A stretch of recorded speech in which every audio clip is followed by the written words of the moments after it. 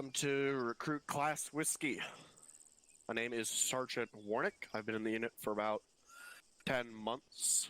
Currently, my position is the 1st Platoon Medic, as well as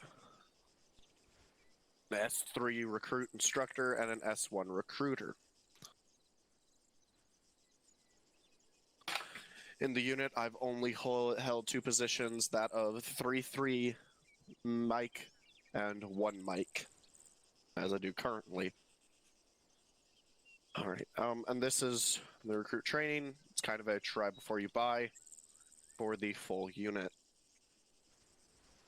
So if you have any questions, just throw them down in the side chat, and I will answer them as needed. Okay. Right. Start off. The 506th IR Realism Unit was founded in late 2014 by former members of the 15th MEU Special Operations Command Realism Unit or Company. Many members are veterans and active military from both the US and around the world. The primary focus of our unit is light infantry combat, utilizing real tactics, techniques, protocol, and communications. The core of our unit is based around infantry, platoon task forces, with a small amount of supporting assets. At our core, we are a realism and role-playing unit and provide and strive to promote an immersive and professional environment for members to role-play in with a unique and structured military experience. In-game, members are expected to act as if they are on a foreign battlefield or in a domestic training center. For that reason, the minimum age to join is 18 years old. Our goal is always to balance realism with fun. If you're not enjoying yourself, there's no point to you being here. So when it comes to making a decision between the two, we should always err on the side of fun. Yep. So the history also of the real unit is important for the people we portray. The 101st Airborne Division was formed on November 2nd, 1918 in Camp Shelby, Mississippi, but World War I ended 9 days later, and the 101st was decommissioned on December 11th, 1918. Later, on August 16th, 1942, the 101st Airborne Division was reactivated under the command of General William C. Lee. Major General Lee famously told his new recruits, the 101st has no history, but it has a rendezvous with destiny. The 101st famously fought in many of the toughest battles in World War II, jumping into Normandy as the first part of Operation Overlord, or D-Day, going into Holland for Operation Market Garden, and holding the line through the harsh winter on the Battle of the Bulge. For World War II and Korea, the 101st served as parachute infantry units. The 101st then went on to serve during the Vietnam War, where it was redesignated as Air Assault Infantry, whereas we attacked from helicopters instead of being parachuted in.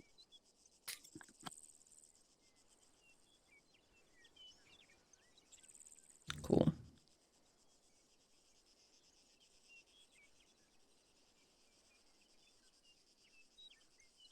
From here, the Screaming Eagles went on to fire the first shots at Operation Desert Storm, keep the peace during the intervention with Kosovo, and be the first conventional troops involved in Operation Enduring Freedom, and cleared the road to Baghdad during Iraqi freedom.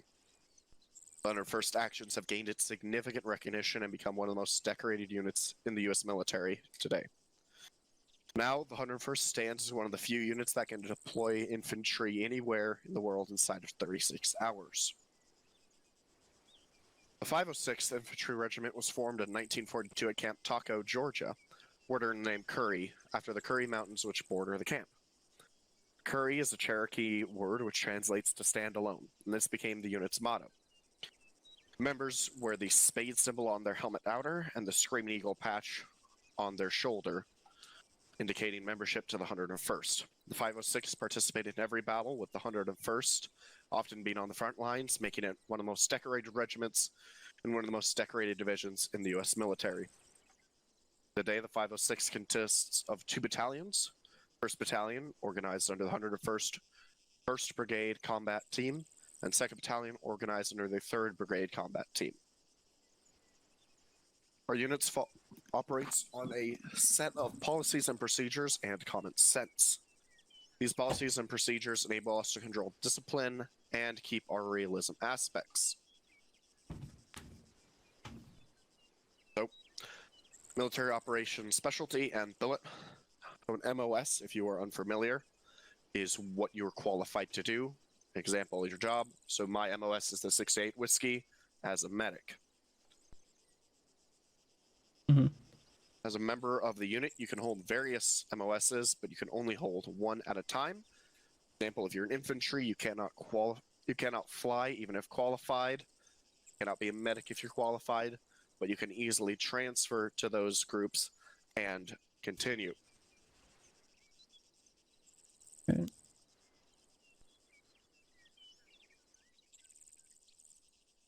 Your billet is the slot in the roster you fill. Each billet has a role, rank, and MOS attached to it.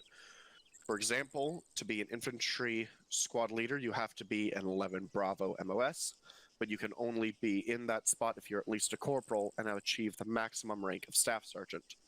You can't hold 2 primary billets at the same time, but you can hold secondary billets, such as the recruiting and recruit instructor. Okay.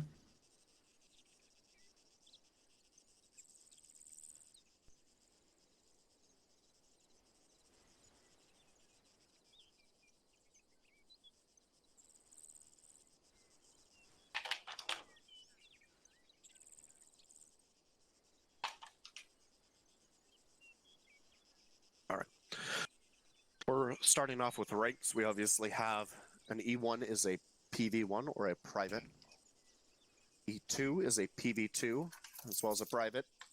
E3 is a private first class.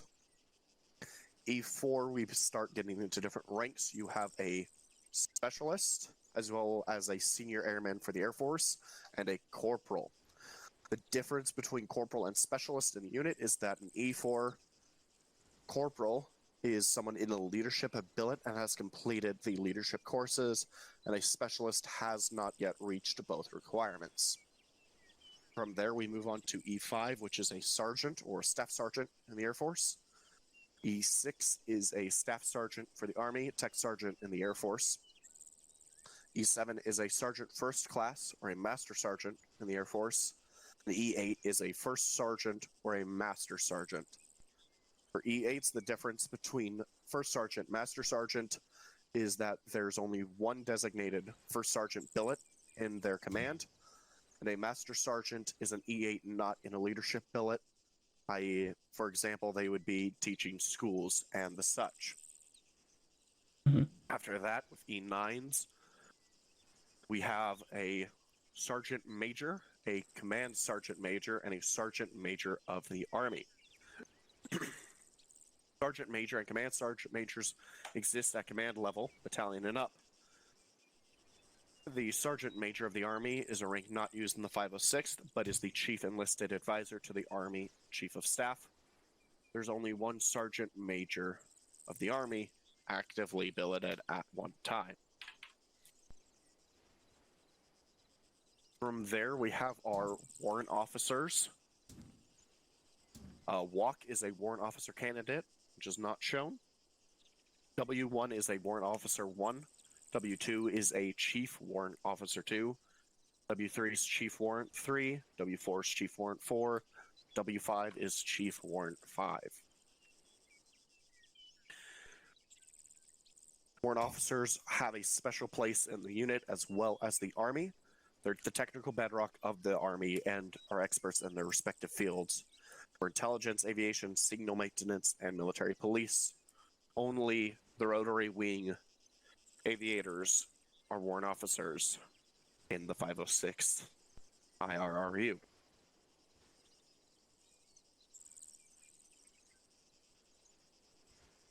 From there, we have 01, which is a second lieutenant in both the Air Force and Army. A 02, which is a first lieutenant in Air Force and Army. And 03, which is a captain in both the Air Force and Army. And after that, we have E4, or 04, which is a major. 05, which is lieutenant colonel. 06, a colonel. 07, which is brigadier general. 08, major general. 09, lieutenant general. And 010 for a general. So obviously, colonels and general officers exist within our rank structure, but currently there is no billet that exceeds 03 or captain for the unit. To be promoted and receive your ranks, it requires both time in grade and promotion points.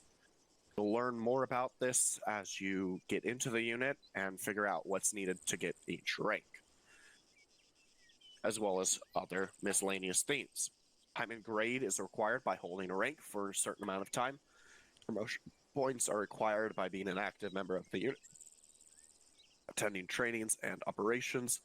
Other requirements range from additional courses to be accomplished, having a billet that allows the rank. Obviously, you can't be a captain in the role of an 11 Bravo rifleman. Everyone earns their ranks by dedicating time and being active. There is no special treatment here. Yep. Common military courtesies. Addressing. During all official unit functions, military courtesies must be followed. This includes starting by calling personnel by their ranks and last names. When addressing PV1 or PV2, you can simply call them private. You can also call PFCs private, but you can also call them private first class if you want to stroke their ego. Sergeants, staff sergeant, and sergeant first classes. Master sergeants can simply be addressed as sergeant. First sergeants, sergeant majors are to be addressed by their rank. Warrant officers can be addressed by Mr. or Mrs. and their last name. If they are a chief 2 or higher, they can be addressed as chief and their last name. Officers are addressed by their rank and last name. Second lieutenants and first lieutenants can be both called lieutenant. Around the world, militaries have a certain standard of dress. This helps us look both professional and do our job. There's limitation to what we can do while in the uniform, so do not do anything that would tarnish the 506. You're allowed to customize your face slightly, but you're not allowed any haircut or facial hair that falls outside Army regulations. Face paint is not allowed. Mm-hmm. Bringing rooms to attention. During unit functions, if an officer enters the room, the senior-most person shall call room attention. This shows respect for the officer's rank, but allows them to pass any information quickly and efficiently. If there's already a higher-ranking officer in the room, you do not have to do so. For example, if we were just messing about and a lieutenant enters, we'd call room attention. But if there's already a captain in the room, we do not have to do so. All right. Discipline.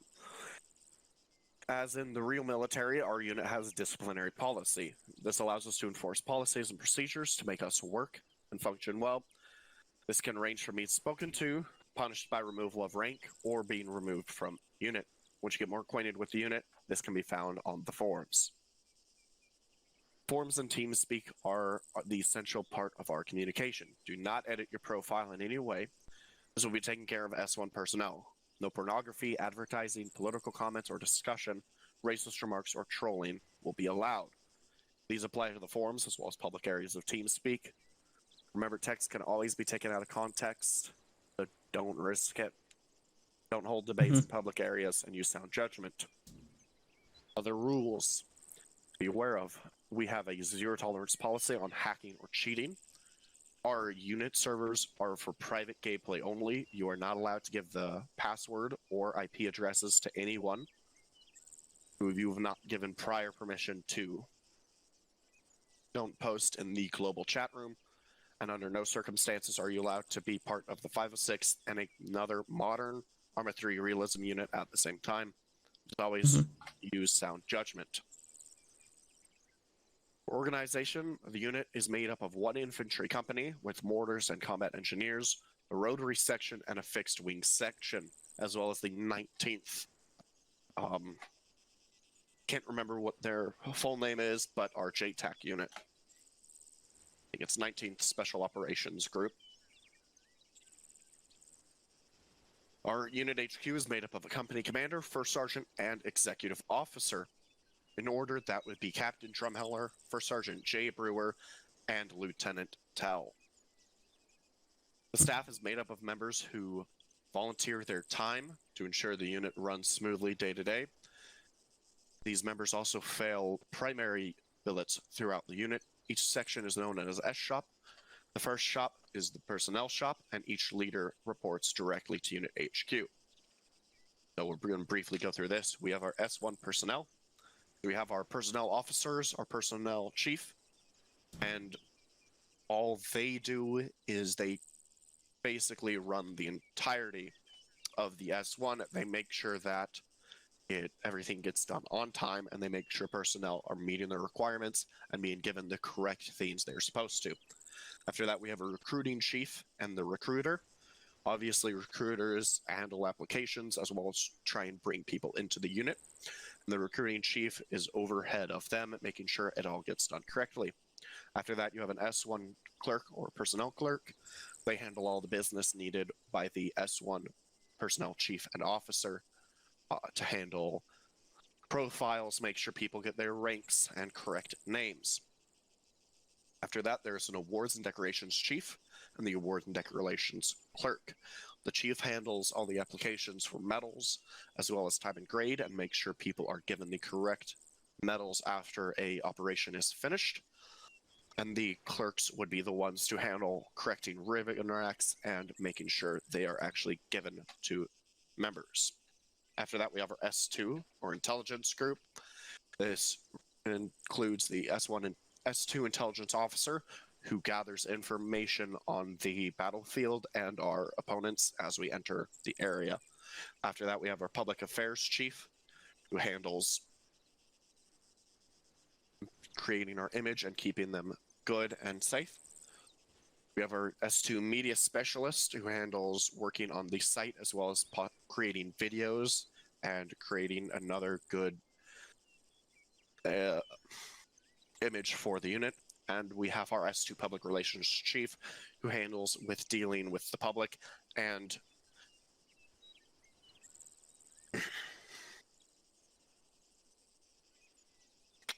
dealing with multiple unit operations requests. After that, we have our S3 or training and operations. We have our training and operation officer and the training and operation chief. They are in charge of the entirety of S3. They make sure that all trainings and operations meet satisfactions, occur on time, and are up to standards. We have our S3 battle captains, who are the Zeus operators. We have our S3 operations specialists, who create the missions as well as assist the battle captains. We have the recruit training chief and recruit instructor, who train and obviously keep it up to snuff and make sure it's good. We have our ATI chief, who is in charge of the OSUT or ATI. We have our OSUT senior instructors, who teach the class, and our OSUT assistant instructors, who help the senior instructor with the class. We have our CMS chief and our CMS instructors, who make sure the medics get the training needed. And we have our Air Assault School Chief, our AAS Senior Instructor, and AAS Assistant Instructor. Obviously, again, the Chief is overall, and the Senior Instructor teaches the class. The Assistant Instructor helps with the class. After that, we have our S4, or Logistics. We have our Logistics Officer, who's in charge overall, making sure that everything gets done on time. We have our Server Logistin, who takes care of the actual server, make sure that everything is running smoothly, and make sure that we are up to date. We have our missions team lead and our missions specialists, who help create the actual mission and operations. They plan out parts and make sure everything is ready for the operations specialist to build. We have our mod team lead and our mod specialists, who create the awesome mods that we use today. And we have our website team leaders and website specialists who make sure the website is up to date and make sure we are getting all the correct things handled for the website. Mhm. Right. So the company, at our core, again, we revolve around air assault infantry. Alpha company, or call sign Havoc, is led by Captain Drumheller, the company commander, who oversees the entire company and determines our direction. Underneath the CO is the company executive officer, XO. XO's second in command of the company and oversees day-to-day operations of the company. And lastly, we have the first sergeant, who's in charge and represents all enlisted personnel. The company acts as an advisor to the CO and XO. Each company is allowed up to 3 infantry platoons. A platoon is made up of approximately 40 individuals. Platoons are the most basic sized element that can accomplish each mission. Each platoon has 5 parts: platoon HQ, 3 rifle squads, and 1 weapons squad. Platoon headquarters is similar to company headquarters. There's a platoon leader who leads the platoon sergeant, who is the senior most enlisted, the platoon medic, who is the senior medic. The platoon leader and sergeant make up of the platoon leadership team. Rifle squads. Our rifle squads are the most basic building block of the platoon. Each squad is led by a squad leader. He is an experienced infantryman holding a minimum rank of corporal and an expert in small unit tactics.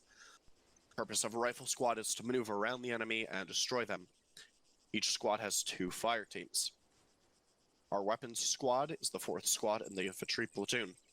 The weapons squad is led by a weapons squad leader, WSL or Weasel. So I would recommend not using that, especially since we have armor that is actively called a Weasel in the AO we have to deal with. Like their first rifle squad counterparts, they're an expert in small unit tactics, as well as deploying the weapon system of the 240 Bravo medium machine gun and either the FGM 148 Javelin missile system or the MOS Carl Gustav. The weapons squad brings the most firepower to the platoon, so they can either destroy the enemy or allow rifle squads to maneuver around the enemy. Weapons each have their own training courses. Under these, we each have a fire team. They're the most basic maneuver element in the Army. Each team is led by a fire team leader, has an AR, grenadier, and a rifleman. You may change these loadouts based upon the standard operating procedures, but that's all dependent on time and place. Fire team leader is the first level of leadership in the Army. They're responsible for fire control of the team and the condition and economical use of its weapons and equipment. Usually they're close to the AR to exercise effective control over the weapon. The AR is usually the most senior member of the fire team, apart from the FTL. They're second in command and they're responsible for effective employment of their M249 SAW squad automatic weapon. Responsible for carrying condition of the weapon and its equipment. They use the SAW to deliver a steady volume of fire upon enemy targets, and their primary responsibility is an auto rifleman suppression of the enemy. Grenadier is usually the soldier with the most experience in the M302 grenade launcher. They're responsible for the effective employment of its rifle, the M302 grenade launcher, effective care and condition of weapon and equipment. The grenadiers utilized to provide high explosive ordnance upon the enemy and cover smoke for the team's blind spots. The riflemen. They are usually the junior most soldier in the fire team. They're responsible for effective employment of their rifle and for the condition of the weapon. They are also responsible for carrying and the proper employment of the AT-4 anti-tank rocket. Additional duties can be the DMR or the shotgunner. Then we have our aviation section. They provide support through the A-10 and helicopters for missions. They're integral to the function of the unit. As we are air assault, obviously they're not attached to the unit in real life, but we attach them for support. Delta Company 5th Battalion 101st Air Aviation Regiment, or DECO, is helicopters.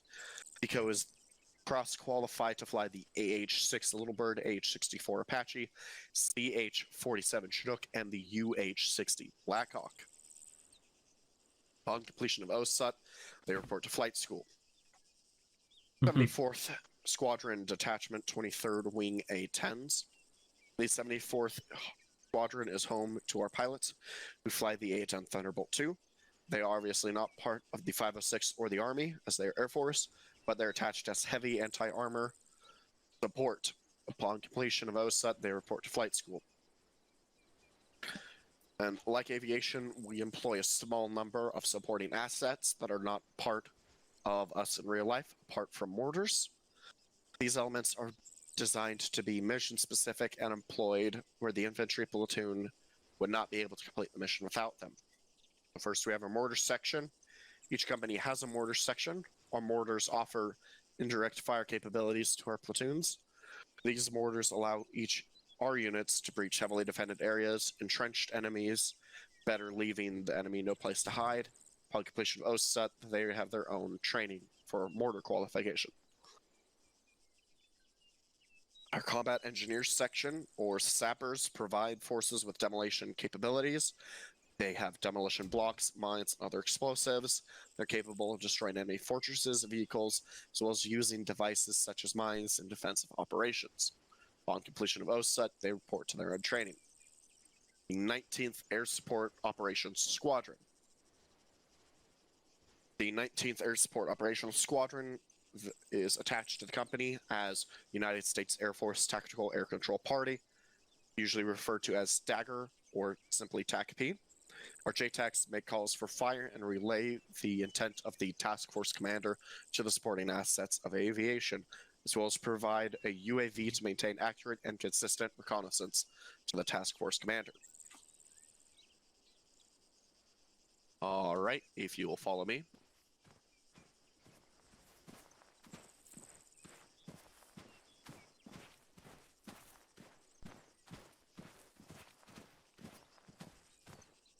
If you interact with this box, it'll take you to the arsenal. You'll want to go to the bottom and click loadouts, and then on the in the middle, default loadouts, and that'll give you loadouts to grab.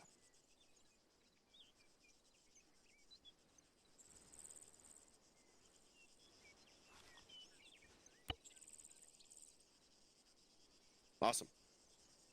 So, first things first, we want to condition for our rifles. So what this means is you're going to want to take out the magazine and then put it on safety, which is Control F. All right. And then secondly, you're going to want to hit the number 7 on your keyboard, not keypad. This will select a non-lethal throwable, so you do bad thrag or bad flash people. Yep. These should be taken anytime you enter the battlefield, unless you are in an actual operation. You would obviously want to keep a magazine in the weapon, but you would want to put it on safe as well as equip a non-lethal fragment, non-lethal grenades. All right, follow me.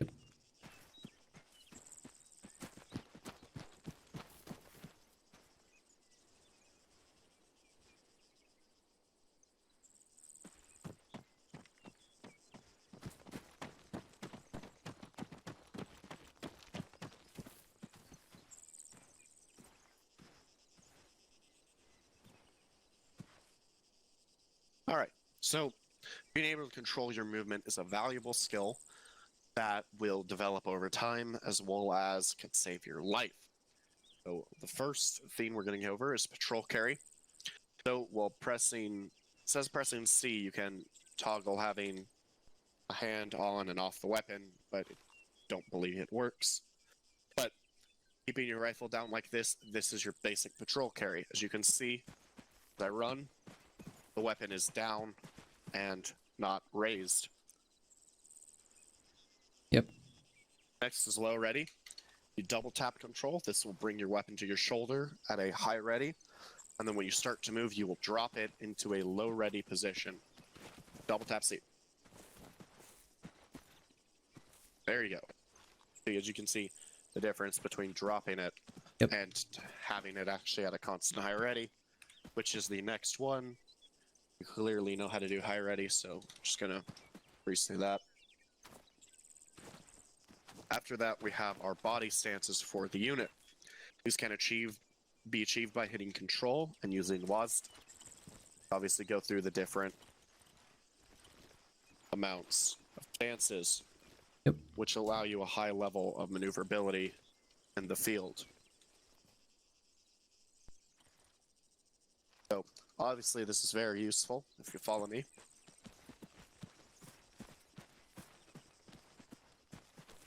If you're at a wall like this, obviously my weapon does not clear the wall. So what you would want to do is you would want to stand up straight, and then your weapon then clears the wall, and you can effectively engage infantry on the other side.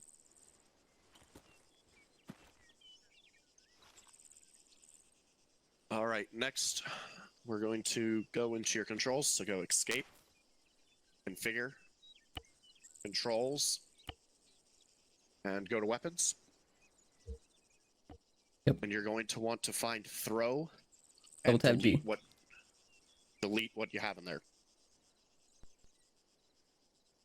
If you would like to add double tap G or control G, do it after you have completed your OSUT training. But for now, we don't want anything in there. All right. Now go to configure add-ons.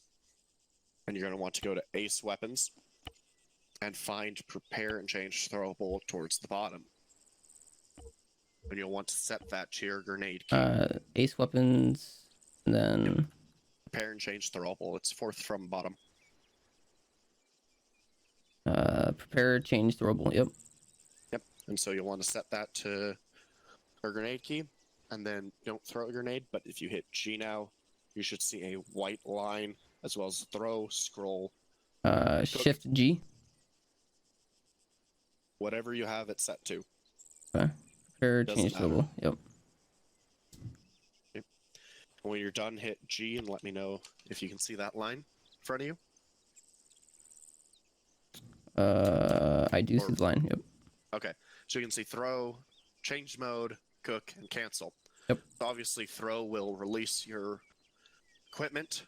If you change mode, that'll switch between a overhand and underhand toss. Yep. Obviously, if we're going above objects or at far distance. And then cook, we do not use. Never cook a grenade. So that's just click, right? Yep. You don't want to ever do that. Yep. All right. You also have an alternative sight on your weapon. So if you aim down sight, you'll be looking through your scope. Yep. If you hit the slash button above your keypad, it should take you to above the sight.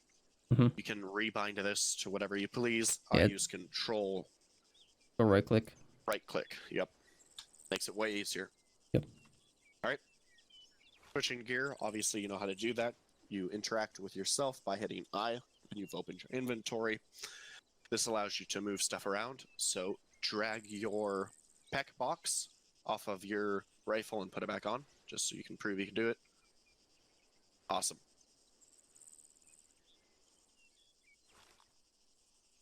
All right. Obviously, you can switch through different modes of fire. If you hit F or 1, then you can again control F and put it on safety. Yep. Additionally, you can use your laser and light system.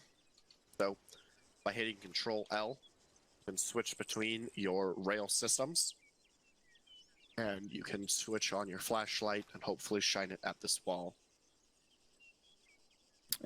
With L? L, yep. Yeah. Control L switches them, and L enables it.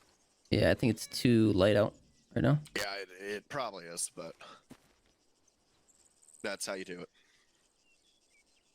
In addition to that, you can mount your weapon. So if you're against an object, if you look in the upper right, you'll see a triangle and basically a bipod. And yep, as you do, you use your arms to stabilize the weapon. Yep. Alright. Holstering weapons, you can hit 0, and that will holster your rifle over your shoulder. Can also use the ACE system. Obviously, you know how to do that. Control windows is your self-interaction, and then control is to interact with others. All right, and the last thing, we're going to want to go back into your controls. So you're going to want to go configure controls and go to custom controls at the bottom. And you're going to want to find user configure action add-ons? 1. Nope. Custom controls in Okay, your yep. normal ones. Custom controls. And you're going to want to bind a user action to whatever you use to get over objects. Okay, H. Yep. I would suggest not using normal. All right. Yeah, I have mine to H. Normal climbing. Okay. That's because, user action 1. Yep, user action 1. The normal climb does not function well. They have added this wall in the latest template. So obviously, yep, you can scale this. This is going to be the tallest mountain you can get. Hot fucking dog. I did not know this was out here. Have to come back here next time. Yeah, get a whole bunch of guys just to Yep, you lift might it. be able to see your light back here. So, let me double check, because I know I forgot something. H does pull up my triage cards though, so I might have to rebind your that. triage card? Yeah. Yeah, you're going to want to get rid of that. We don't use them. Oh, you don't? Okay. No, we do not. No, walk. Simplest thing. Yeah, I have mine you know how to walk rebind. and switch between it. Awesome. Yeah. Alright, as long as you know how to switch it. Alright, do you have any questions, Recruit Briglin?